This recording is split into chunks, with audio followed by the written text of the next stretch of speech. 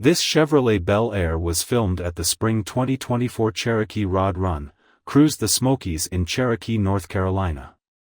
The owner didn't list the year on the car. If you know what year this car is, let us know in the comments. Also, let us know what you think about it in the comments. To see more from this car show, click the playlist link in the description. Please give us a thumbs up. Subscribe for free to our YouTube channel to see all of our upcoming videos. As always, thanks for taking the time to watch our videos.